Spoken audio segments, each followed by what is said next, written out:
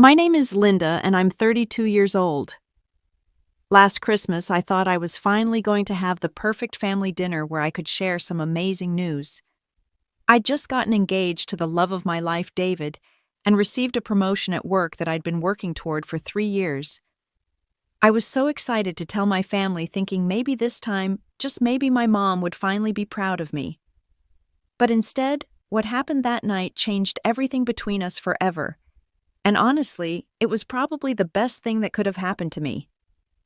Before I dive into what went down that Christmas evening, I'd love to know where you're watching from. Drop your location in the comments below, and don't forget to hit that like button and subscribe if you want to hear more stories like this one. Trust me, what my mother said next will shock you, but my response shocked her even more. Growing up, I was always the middle child in a family where being middle meant being invisible. My older brother Michael was the golden boy, the one who could do no wrong in my mother Patricia's eyes. He's a doctor now, and she never lets anyone forget it. My younger sister Karen was the baby, the precious little princess, who got away with everything and grew up to become a successful lawyer. And then there was me. Linda, stuck right in the middle, desperately trying to figure out how to earn even a fraction of the attention and love they seemed to get so effortlessly. From the time I was old enough to understand family dynamics, I knew I had to work twice as hard for half the recognition. While Michael got praised for bringing home B's, I had to maintain straight A's just to get a nod of acknowledgement. When Karen threw tantrums and broke things, it was cute, and she was just expressing herself. When I so much as raised my voice, I was being disrespectful and needed attitude adjustment. I remember spending countless hours in high school working part-time jobs at the local grocery store and tutoring younger kids, not because we needed the money, but because I thought if I could contribute financially, maybe my parents would see my value. I saved every penny to buy my mom flowers on Mother's Day, jewelry for her birthday, and thoughtful Christmas gifts that I'd spend weeks picking out. Michael and Karen would grab something last minute from the mall, and somehow their gifts were always the ones that got the biggest smiles and the longest hugs. College was supposed to be my fresh start, my chance to prove myself in a field I was passionate about. I chose marketing because I loved the creativity and strategy behind it, the way you could tell a story that would connect with people and move them to action. But when I told my family about my major, my mother's face fell like I'd just announced I was dropping out entirely. "Marketing," she said, her voice dripping with disappointment. "That's not a real career, Linda. That's just playing with pretty pictures and slogans. Why can't you be more like Michael and choose something that actually helps people? Or like Karen, something that requires real intelligence and makes a difference in the world?" Those words stung more than I let on at the time. But I pushed through, graduated with honors, and landed my first job at a small marketing firm downtown. I worked my way up slowly, taking on extra projects, staying late, coming in early, proving myself over and over again. Every small victory, every client I landed, every campaign that succeeded, I'd call home excited to share the news. The conversations always ended the same way. "That's nice, dear. Did I tell you Michael just got published in another medical journal? Or Karen just won another case? She's really making a name for herself." For years I kept trying. I sent cards for every holiday, called every week, remembered birthdays and anniversaries. I helped my parents move into their new house when I was 26, spending my entire vacation time painting walls and organizing boxes while my siblings were too busy with their important careers to help. I dog-sat their German Shepherd whenever they went out of town, even though I'm allergic and would spend the entire weekend sneezing and taking antihistamines. Last spring, when my dad Robert had to have emergency gallbladder surgery, I was the one who took time off work to drive him to appointments and sit with my mom in the waiting room for 6 hours. Michael was in surgery himself that day, and Karen was in court.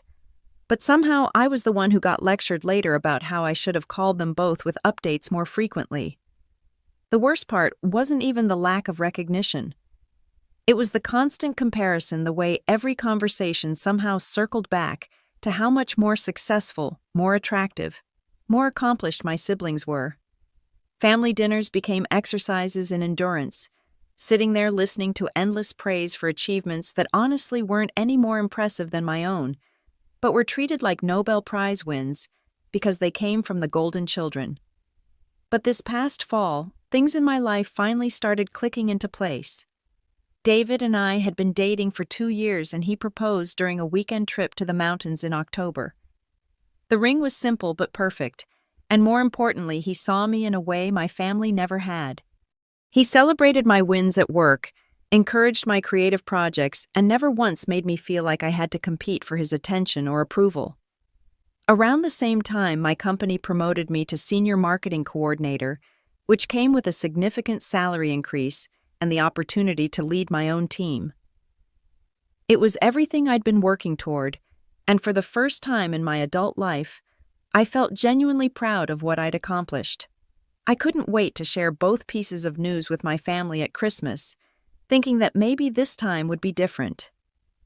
Christmas morning started the way it always did at my childhood home on Maple Street. The house was decorated exactly the same way it had been for the past 20 years. White lights on the evergreen tree in the living room, red and gold ornaments that my mother had collected over the decades, and the same angel topper that had been in our family since I was 5. The smell of cinnamon rolls and coffee filled the air, and Christmas music played softly from the old stereo system in the corner. I arrived around 10 in the morning, my arms full of carefully wrapped presents and my heart full of nervous excitement. David was spending Christmas with his own family in Portland, but we'd planned to celebrate together when he got back. I'd been carrying my engagement ring in my purse for the past 2 months, wanting to announce it in person rather than over the phone. My dad greeted me at the door with one of his warm bear hugs. Robert has always been the more emotionally available parent, the one who remembered to ask about my job and actually listened to the answers. "There's my marketing genius," he said, taking the presents from my arms. "How's the new position treating you?" I lit up. "Actually, Dad, I have some really exciting news to share with everyone." "Oh yeah, can't wait to hear it, sweetheart." My mom appeared in the doorway wearing the red cashmere sweater I'd bought her for her birthday last year. She looked me up and down with that expression I knew so well, the one that somehow managed to find fault before I'd even said hello. "Linda, what on earth are you wearing? That green dress makes you look washed out. Didn't I tell you that color doesn't work with your complexion, and your hair looks like you just rolled out of bed?" "Merry Christmas to you too, Mom," I said, forcing a smile. "I actually spent an hour on my hair this morning." "Well, you should have spent 2, she replied, turning back toward the kitchen. "Karen looks absolutely stunning in her new navy suit. You should ask her where she shops." My sister Karen was already in the living room, looking indeed gorgeous in a tailored navy outfit that probably cost more than my monthly rent. She worked for a prestigious law firm downtown and had the wardrobe to match. Michael was sitting on the couch in his expensive watch and designer sweater, scrolling through his phone and checking messages from the hospital. "Look who finally decided to show up," Karen said with a smirk. "We've been waiting to start presents." "I'm literally 5 minutes late because I stopped to get gas," I replied, but nobody seemed to be listening. The gift exchange went exactly as I'd expected. Michael gave everyone gift cards he'd obviously picked up at the last minute, but they were expensive ones from high-end stores, so Mom gushed about how thoughtful and generous he was. Karen had bought our parents a weekend getaway to some fancy spa resort, which earned her 20 minutes of praise and excited planning conversations. I'd spent weeks picking out personalized gifts for everyone, a vintage medical textbook I'd found for Michael related to his specialty, a beautiful leather briefcase for Karen with her initials engraved, and a custom photo album for my parents, filled with family pictures from the past decade that I'd digitized and printed myself. "Oh, how nice," my mother said, flipping through the photo album quickly. "This must have taken you some time." "I spent about 40 hours on it," I said. "I had to scan all the old photos and restore some of the damaged ones, then design the layouts and—" "That's sweet, dear. Michael, show everyone that new watch your colleague gave you." And just like that, the conversation moved on. My dad squeezed my shoulder and whispered, "This is beautiful, Linda. Thank you." But the moment had already passed. As the morning turned into afternoon, more family members arrived: my Aunt Susan and Uncle Frank, my cousins Janet and Robert Jr., and my grandmother Eleanor. The house filled with laughter and conversation, and I found myself gravitating toward the kitchen, helping my mother with dinner preparations like I always did. "The turkey needs to come out in 20 minutes, she instructed, not looking up from the potatoes she was mashing. "And someone needs to set the table. Where's Karen?" "She's in the living room talking to Grandma Eleanor." "Well, she shouldn't have to worry about kitchen work. She works so hard during the week." I bit my tongue. I worked just as hard during the week, but somehow that never seemed to factor into these calculations. As dinner time approached, I felt my nerves building. I'd planned to make my announcement during dessert, when everyone would be relaxed and in a good mood. I kept touching the ring box in my purse, reminding myself that this was good news, happy news, the kind of news that should bring families together. But as I watched my mother light up every time Michael mentioned his latest case, or Karen talked about her recent court victory, I started to wonder if I was setting myself up for disappointment once again. Dinner was served at 3 o'clock sharp, just like every Christmas for as long as I could remember. The dining room table was set with my mother's finest china, the same pattern she'd been using for special occasions since I was a child. Grandma Eleanor sat at one end, my father at the other, and the rest of us filled in the sides, according to an unspoken hierarchy that somehow always put me between my youngest cousin and the empty chair where my grandfather used to sit. The conversation flowed easily around topics I'd heard 100 times before: Michael's new medical practice that was expanding faster than he'd anticipated, Karen's recent promotion to junior partner at her law firm, my cousin Janet's wedding planning for next summer. I participated when spoken to, laughed at my Uncle Frank's bad jokes, and complimented my Aunt Susan's new haircut, all while waiting for the right moment to share my own news.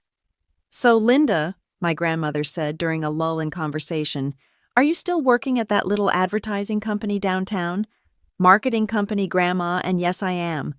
Actually, I have some exciting news about that." Before I could continue, my mother jumped in. "Linda thinks making pretty pictures for businesses is the same as having a real career. I keep telling her she should go back to school for something more substantial like nursing or teaching."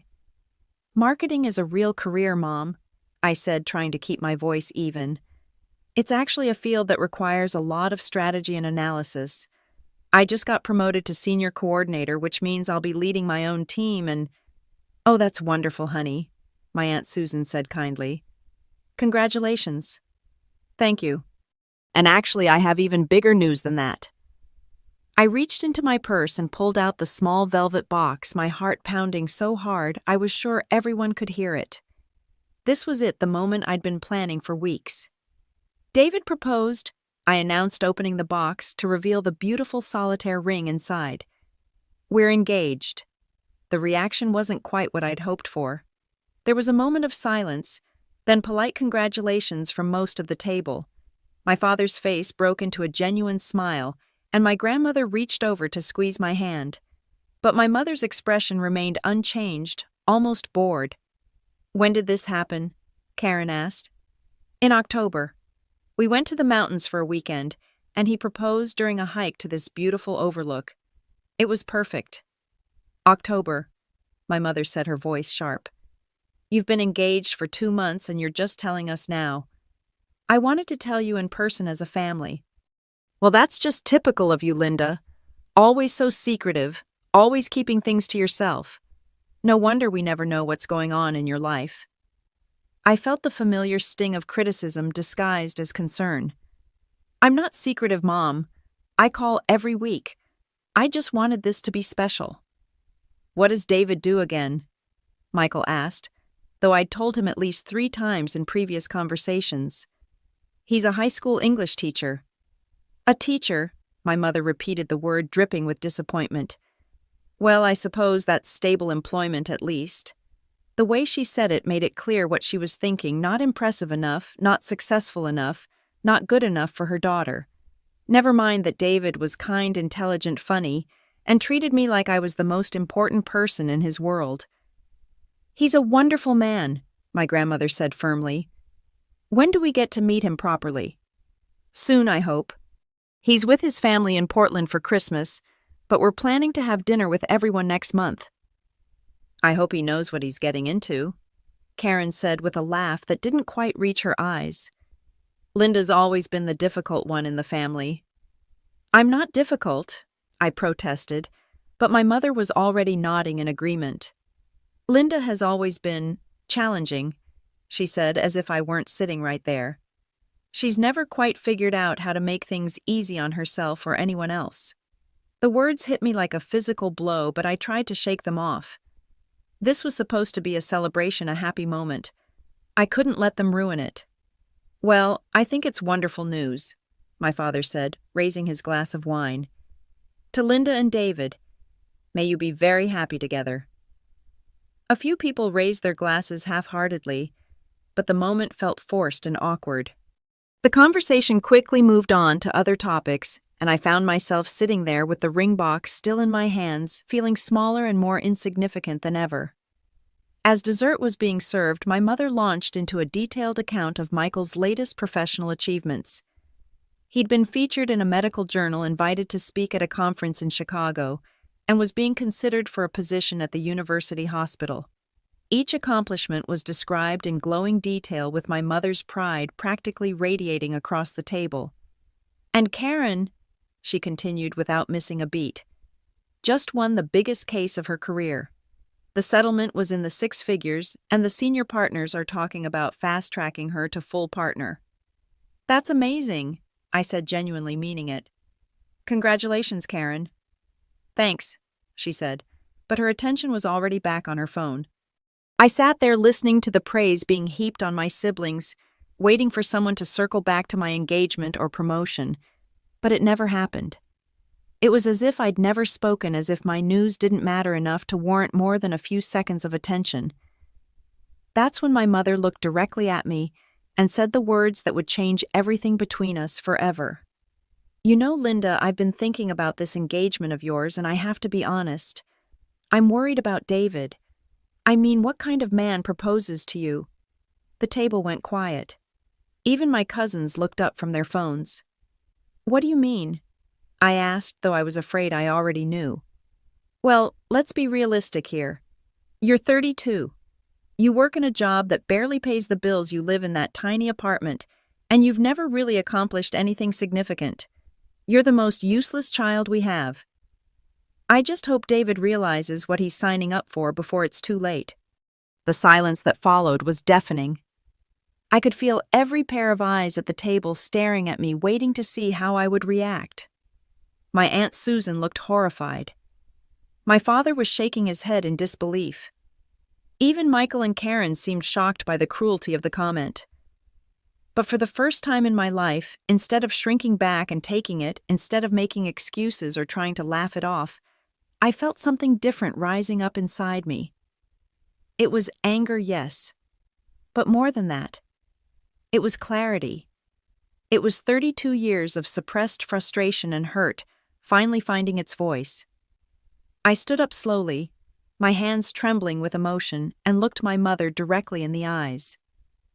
Then stop calling me when you need money, I said, my voice steady and clear, and her face fell.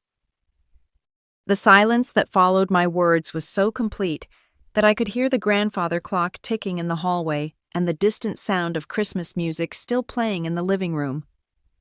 My mother's face went from confident superiority to something I'd never seen before, genuine shock mixed with what looked like panic.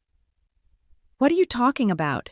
she asked, but her voice had lost all its earlier authority. "I'm talking about the $1,500 I've been sending you every month for the past 2 years to cover your car payments because Dad's business was struggling. I'm talking about the $3,000 I gave you last spring when he needed surgery and your insurance wouldn't cover all the costs. I'm talking about the $2,000 I sent to help pay for Karen's bar exam fees because she'd already spent her trust fund on that trip to Europe." I reached into my purse and pulled out my phone, opening my banking app with fingers that were surprisingly steady despite the adrenaline coursing through my veins. "Want to see the receipts?" I continued, holding up the screen. "Because I have them all right here. Every transfer, every check, Every emergency loan that somehow never got paid back. My Aunt Susan was staring at me with her mouth slightly open. My Uncle Frank had put down his fork and was listening intently. My grandmother was nodding slowly as if pieces of a puzzle were finally clicking into place. "Linda," my father started, but I wasn't finished. "Remember last Christmas when Michael's student loans went into default because his new practice wasn't bringing in enough money yet? Who do you think paid those off? It wasn't Mom and Dad because they were still recovering from Dad's medical bills. It was me. $4,000 that I'd been saving for a down payment on a house." Michael's face had gone pale. "Linda, I didn't know." "Of course you didn't know because Mom made me promise not to tell anyone. She said it would embarrass you and that I should just consider it my contribution to the family." My contribution. As if I haven't been contributing my entire adult life. I turned back to my mother, who was opening and closing her mouth like she was trying to find words that wouldn't come. "You want to know what kind of man proposes to someone like me? The kind who sees that I've been single-handedly keeping this family financially afloat while working my supposedly meaningless job and living in my supposedly pathetic apartment. The kind who recognizes that maybe, just maybe, I've been sacrificing my own financial security and dreams to take care of everyone else." "I never asked you to," my mother began weakly. "You absolutely did ask. You called me crying about the car payments. You called me panicking about Dad's surgery. You called me begging for help with Karen's fees. And every single time I helped because that's what families do. But apparently, that's what the useless child does, while the successful ones get all the credit and none of the responsibility." Karen finally spoke up, her voice small. "I didn't know you paid for my bar exam." "Because I wasn't supposed to tell you. Just like I wasn't supposed to tell anyone about the money I've been lending Mom and Dad, or the payment I made on Michael's loans, or the countless other times I've bailed this family out of financial trouble." I opened my banking app and started reading actual numbers and dates. September 15th, 2022, $1,500 to Patricia Walsh for car payment. October 3rd, $1,500 to Patricia Walsh for car payment. November 7th, $2,000 to Robert Walsh for medical expenses. December 19th, $1,500 to Patricia Walsh for car payment. My father was staring at my mother with an expression I'd never seen before. "Patricia, is this true?" "It's not what it sounds like," she said quickly. "Linda was just helping out temporarily while we got back on our feet." "Temporarily?" I laughed, but there was no humor in it. "It's been 2 years, Mom. 2 years of monthly payments. 2 years of me prioritizing your financial stability over my own. 2 years of me living paycheck to paycheck while you drove around in a car I was paying for, complaining about how unsuccessful your useless daughter is." My grandmother reached across the table and grabbed my hand. "Honey, why didn't you tell any of us about this?" "Because I thought if I could just help enough, if I could just prove my value to this family in some way, maybe I'd finally earn the love and respect that Michael and Karen seem to get for free. I thought if I could be useful, even if it was just financially, maybe Mom would stop looking at me like I was a disappointment." The tears I'd been holding back for years were finally coming, but they weren't tears of sadness anymore. They were tears of release, of finally speaking a truth I'd been carrying alone for so long. "You want to know what David sees in me?" I continued, my voice growing stronger. "He sees someone who's been working 2 jobs to support her family while they belittle her career. He sees someone who's been giving up her own dreams and financial goals to make sure everyone else in her family is okay. He sees someone who's been the real backbone of this family while being treated like she's worthless." Michael was shaking his head. "Linda, I had no idea. If I'd known you were the one who paid off my loans..." "You'd what? You'd have treated me with basic respect. You'd have defended me when Mom made her snide comments because that's all I ever wanted. Not gratitude, not praise, just basic human decency." I turned to Karen, who was staring down at her plate. "And you? Do you have any idea how many times I've covered for you? Not just financially, but in every other way. When you were too hungover to help Mom move. Who do you think spent her weekend packing boxes? When you were too busy to visit Dad in the hospital, who do you think sat with him for hours? Linda, my father said quietly. I'm so sorry. I had no idea your mother was asking you for money. Because she made me promise not to tell you. She said it would hurt your pride, and that as the most financially stable one, it was my responsibility to help. Funny how I went from being the most useless to the most financially stable depending on what she needed from me. My mother finally found her voice again. You're being dramatic, Linda. Families help each other. That's what we do. No, Mom. What families do is support each other emotionally and treat each other with respect. What you do is take my money while telling everyone how worthless I am. What you do is use me as a financial safety net while treating me like an embarrassment. I stood up and pushed my chair back from the table. Well, congratulations. You're about to find out exactly how useless I really am, because as of today, the Bank of Linda is permanently closed. The aftermath of my revelation was immediate and chaotic. As soon as I announced that I was done being the family's financial safety net, multiple conversations erupted around the table simultaneously. My Aunt Susan was demanding to know how long this had been going on. My Uncle Frank was asking my father if he knew about the money.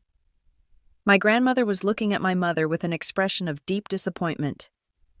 Linda, wait, my mother said, standing up as I gathered my purse and coat. Let's talk about this privately. There's no need to air our family business in front of everyone.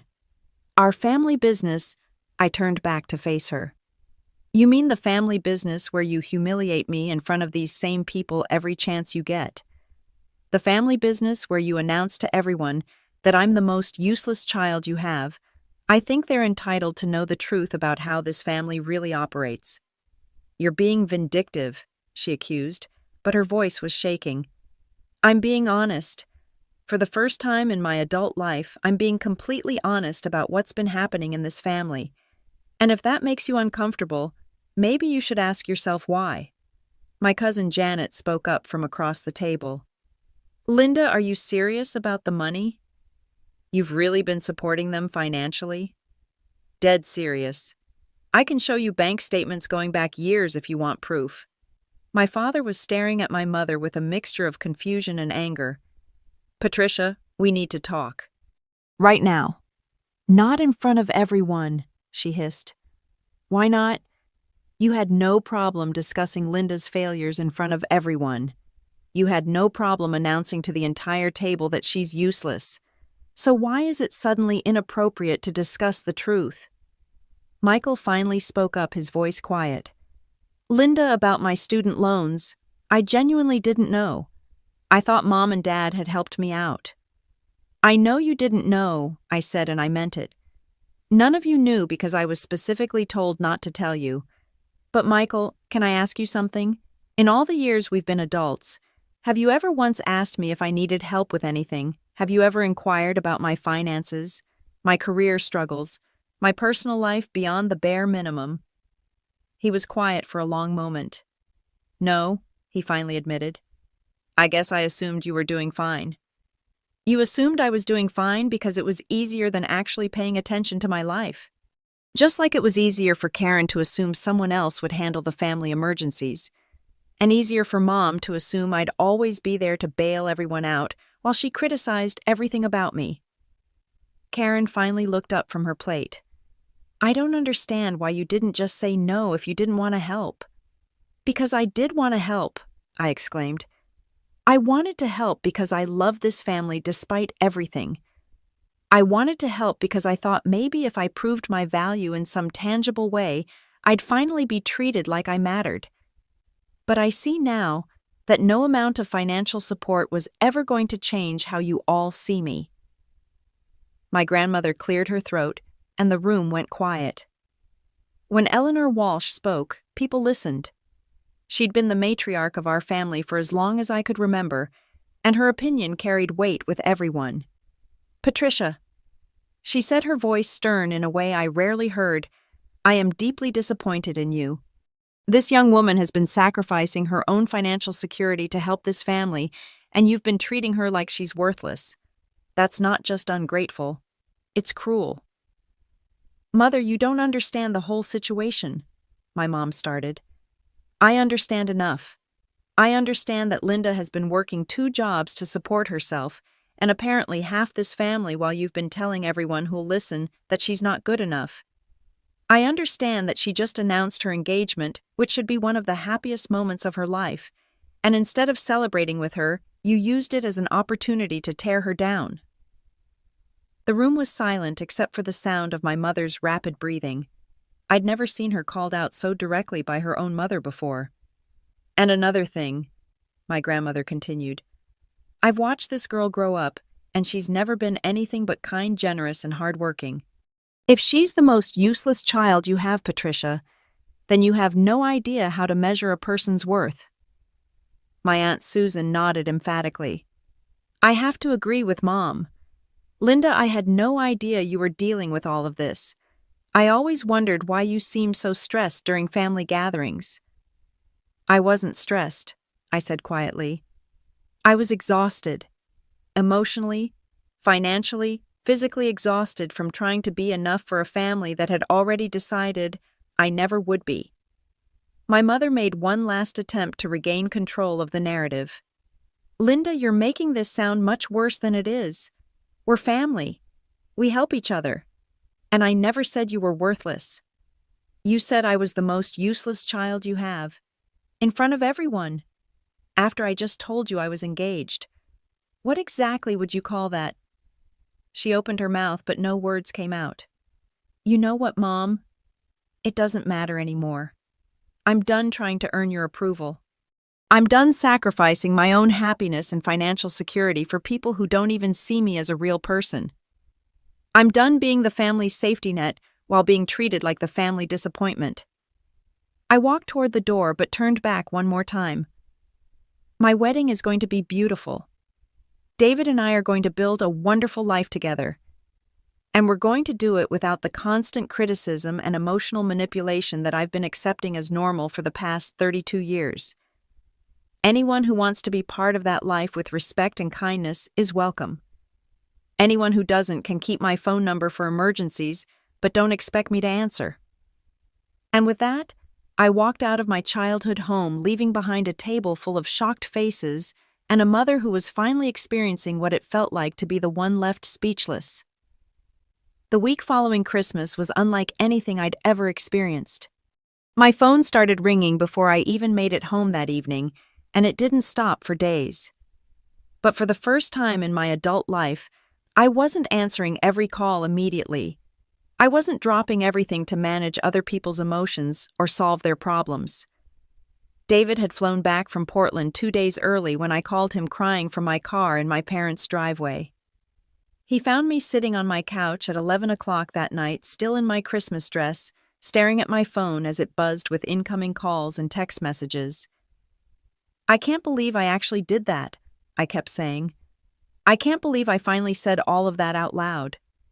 "I can," he said, pulling me close. "I've been waiting for you to stand up to them for 2 years. I just didn't want to push because I knew you had to get there on your own." "But what if I was wrong? What if I was too harsh?" "Linda," he said gently, "you've been paying your mother's car payment for 2 years while she told people you were useless. There's no universe in which you were too harsh." The messages started pouring in that night and continued for days. My father called first, his voice heavy with what sounded like genuine regret. "Linda, honey, I had no idea your mother was asking you for money. I'm so sorry. If I'd known. Dad, it's not just about the money. It's about the way she's treated me my entire life. The money was just the final straw." "I know, sweetheart. I've been thinking a lot about that since you left, and you're right. I should have stood up for you more over the years. I should have said something when she made those comments." It was the first real apology I'd ever received from anyone in my family, and it meant more than I could express. Michael called the next day. "Linda, I feel terrible about the loan situation. I want to pay you back. It's not about paying me back, Michael. It's about the fact that for all these years you've been perfectly happy to assume that someone else would handle family problems while you focused on your career. You never once asked if I needed help or support. You're right, he said quietly. I guess I always saw you as the strong one, the one who had everything figured out. I was the one who couldn't say no. There's a difference. Karen took 3 days to call, and when she did, she was defensive. I don't understand why you're being so dramatic about this, Linda. Families help each other out. It's not like anyone forced you to give us money. Karen, do you remember what you said to me at dinner? You said I was the difficult one in the family. Do you have any idea how that felt coming right after Mom called me useless? I was just joking around. It wasn't a joke to me. It never is. Do you realize that between you and Michael, I can't remember the last time either of you said something genuinely kind about me? The last time you supported me or celebrated something good happening in my life? She was quiet for a long moment. I guess I never thought about it that way. That's the problem. None of you think about it. You take my support for granted while treating me like I'm the burden. My mother predictably was the most persistent. She called 6 times on December 26th alone, leaving increasingly frantic voicemails. Linda, this is ridiculous. Call me back so we can discuss this like adults. Linda, you're being incredibly selfish. Your father is upset, and this is affecting the whole family. Linda, I don't know what's gotten into you, but this attitude needs to stop. We're your family. On December 28th, she tried a different approach. Linda, honey, I think I may have spoken too harshly at dinner.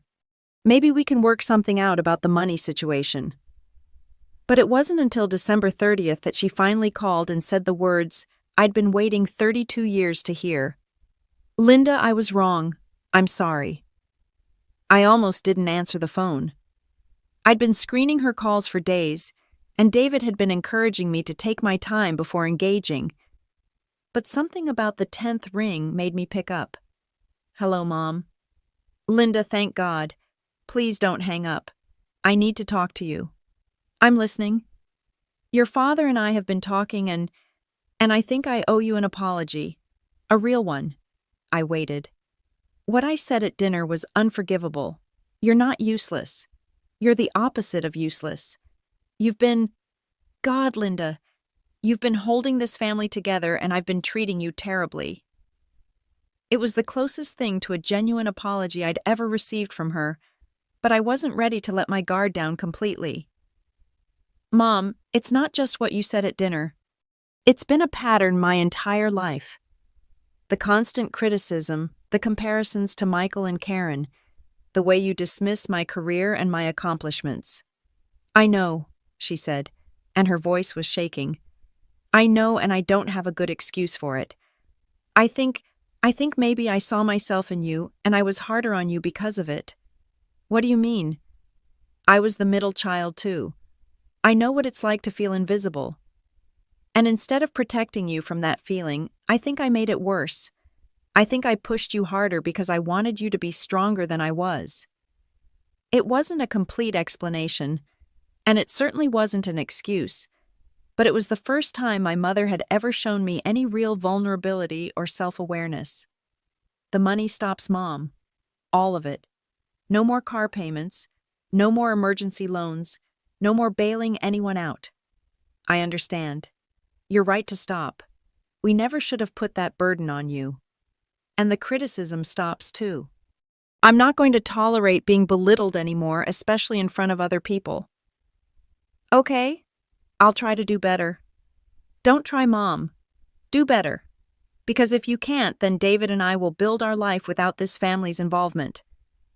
It was an ultimatum, but it felt necessary. For the first time in my life, I was setting real boundaries with consequences I was prepared to enforce. 3 months later, my life looked completely different. The constant financial stress was gone, replaced by something I'd never experienced before: actual savings. For the first time since college, I had money left over at the end of each month. David and I opened a joint savings account and started planning not just our wedding but our future together. The emotional change was even more dramatic.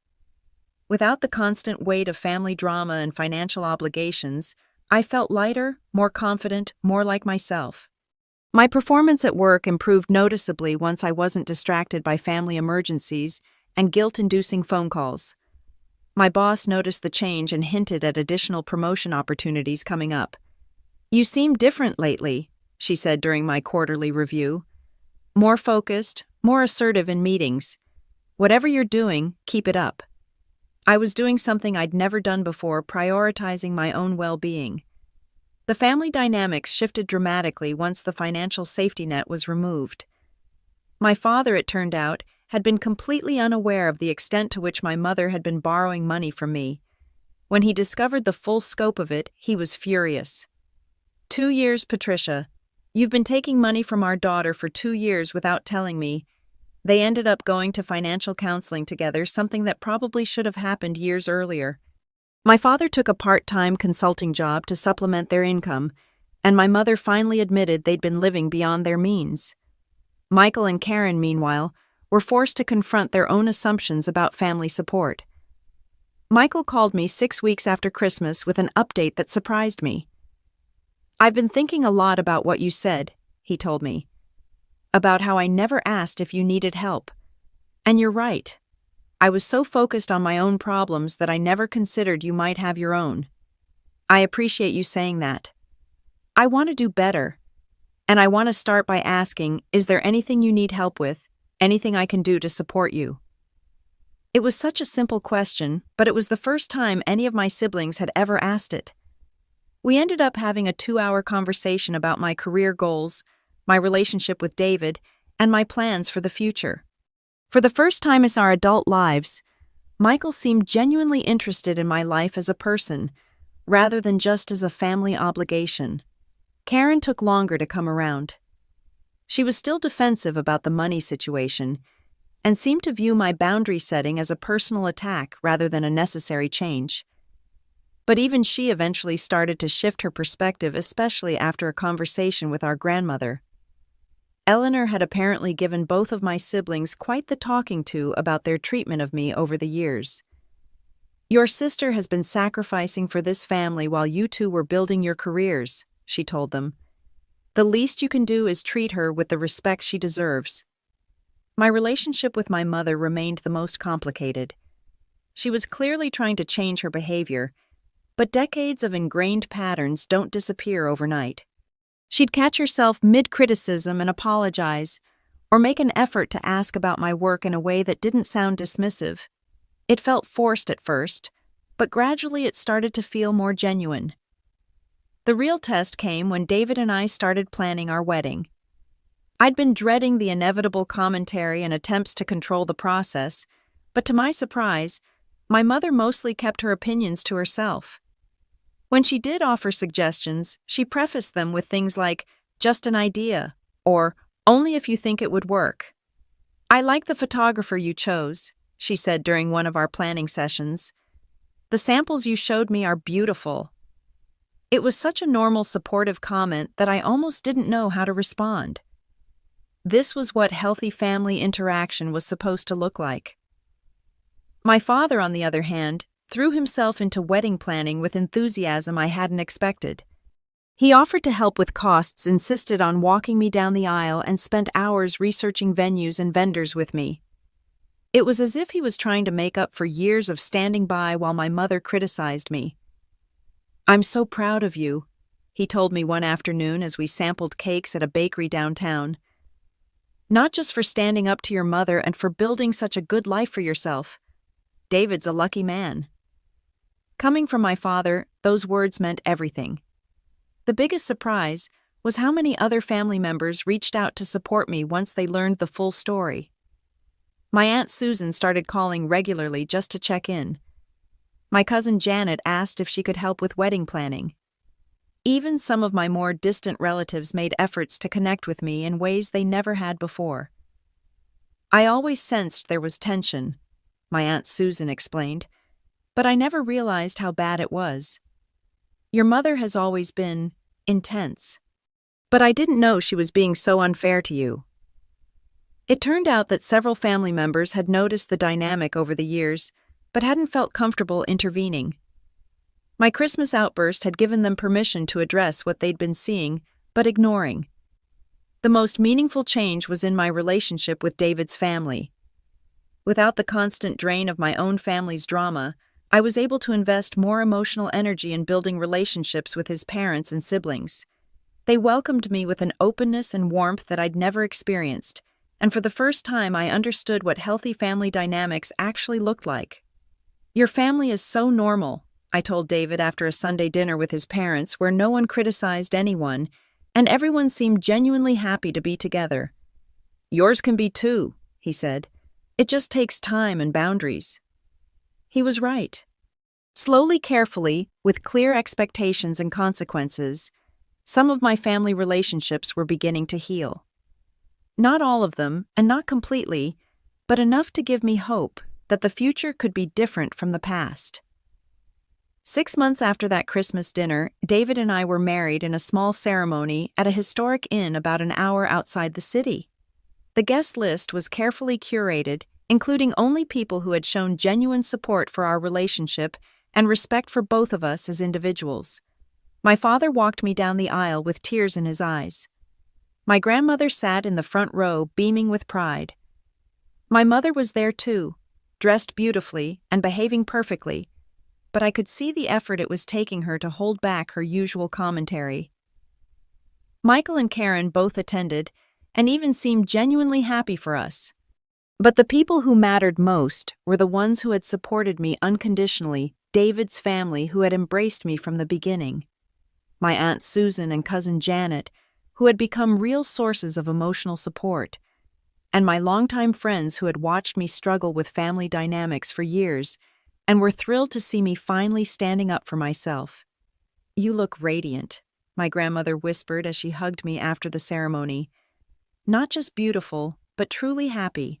That's what I've been waiting to see." During the reception, my father gave a speech that brought me to tears. "Linda has always been the heart of our family," he said, "even when we didn't appreciate her properly. She's kind, generous, hardworking, and loyal to a fault. David, you're not just marrying a wonderful woman. You're marrying someone who will move heaven and earth for the people she loves. I just hope you never take that for granted the way some of us have." It was his public acknowledgement of the years of imbalance, and it meant everything to me. Even my mother managed to say something appropriate during her brief remarks. "Linda, I'm sorry it took me so long to see what an amazing daughter I have. I hope you and David build a beautiful life together."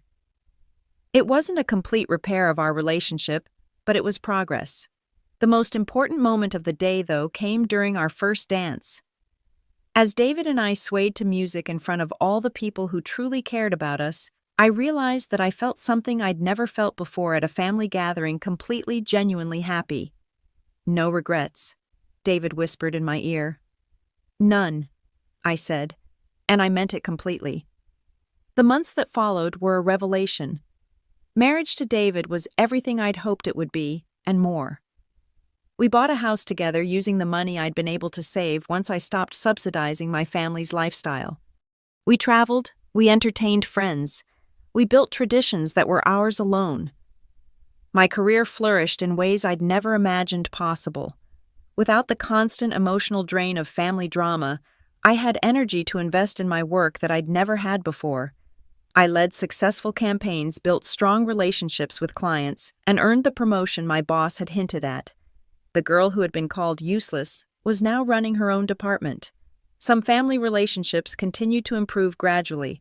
My father and I developed a genuine friendship, talking regularly about everything from work to books to his new hobby of woodworking.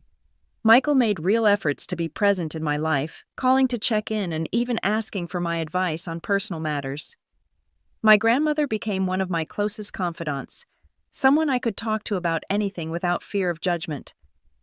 My relationship with my mother remained complicated but functional. She still struggled with her tendency to criticize, but she caught herself more often and made real efforts to be supportive. When I told her I was considering going back to school for an MBA, she surprised me by saying, That sounds like a wonderful opportunity. You'd be excellent at that. It wasn't the enthusiastic support I might have gotten from Michael or Karen, but it was respectful and encouraging, which was more than I'd ever expected from her. Karen and I found a cordial but distant equilibrium.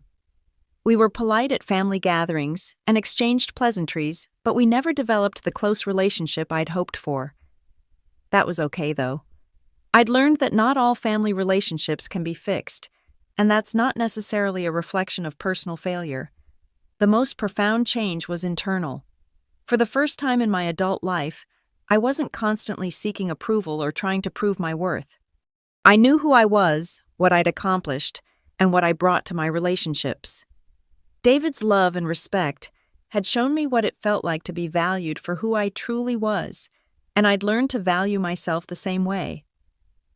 One evening, almost a year after our wedding, David and I were having dinner when my phone rang.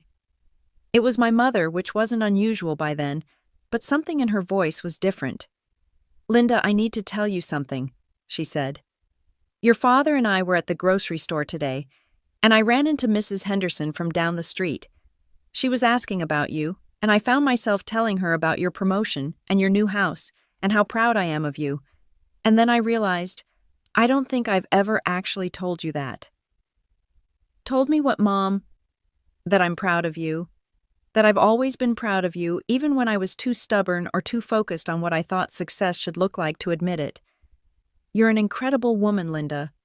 You're kind and strong and successful and generous, and I'm sorry it took me so long to say that out loud." It was the conversation I'd been waiting for my entire life, and it came at a time when I no longer needed it to feel complete. But that made it even more meaningful because it felt genuine rather than desperate. "Thank you, Mom," I said. "That means a lot. I love you, sweetheart. I should have been saying that more often, too. I love you, too." After I hung up, David looked at me with a smile. "How does it feel?" "Good," I said, and I was surprised to realize I meant it. "It feels really good. But also, I think I would have been okay either way." And that was the real victory. Not that my family had finally learned to treat me with respect, though that was wonderful. The real victory was that I'd learned to respect myself enough to demand better treatment and to build a life that didn't depend on their approval for my happiness. I'd learned that sometimes the most loving thing you can do for yourself and for others is to stop accepting unacceptable behavior. I'd learned that financial independence and emotional independence go hand in hand.